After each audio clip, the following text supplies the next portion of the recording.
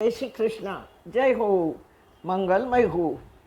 આજકાલ સાયન્સ એટલું બધું એડવાન્સ છે કે કાંઈ પણ જાણવું હોય તો ગૂગલ ગુરુને પૂછો.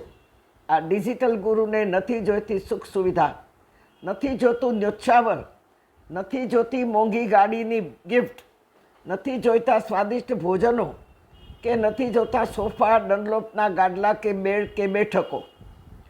જેઓને આવું બધું જોઈએ છે, આવા ગુરુઓ માત્ર પહેરવેશથી જ ઓળખાતા કથાકારો છે, વક્તા છે, પ્રવક્તા છે અને ખાસ સ્વામીજીઓ છે.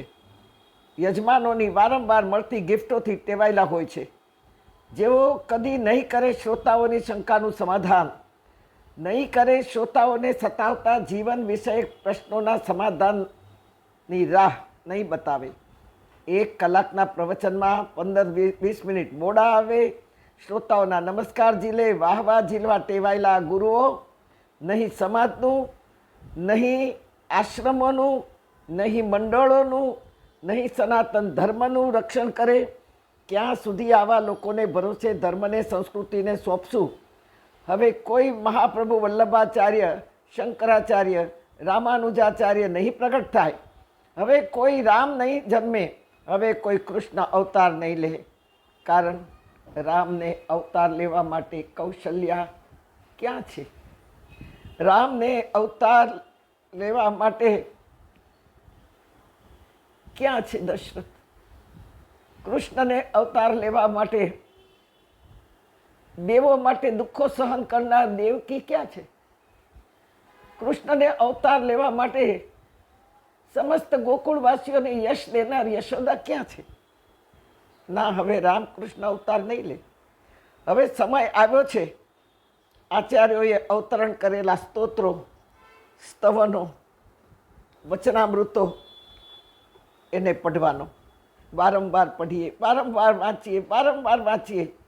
અન્નનો કોળિયો જેટલો ચાવી ચાવી ચાવીને ખાઈએ તેમ શક્તિ પ્રદાન થાય, તેમ ધર્મના વિચારો વાંચી વાંચી વાંચીને વાગોળશું તો કોઈનાય પગ, હા પગ જ કહીશ, આવા લોકોના ચરણ કહેતા જીભ અચકાય છે.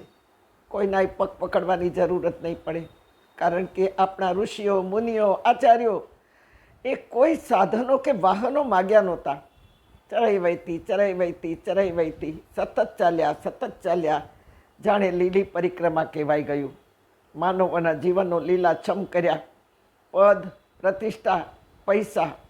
આજના કહેવાતા સ્વામીજીઓ, ગુરુઓ, વક્તાઓ, પ્રવક્તાઓ તો બિચારા ન માગે, કારણ કે 1-2 દિવસના પ્રવચનો હોય.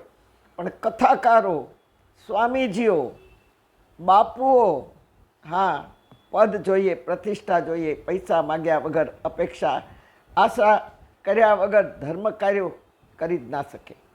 બસ આવા મહાનુભાવો કે જેઓ નિસ્વાર્થ ભાવે આ જગતમાં વિચરણ કરીને ગયા, ભગવાનના અંશાવતાર કહેવાયા.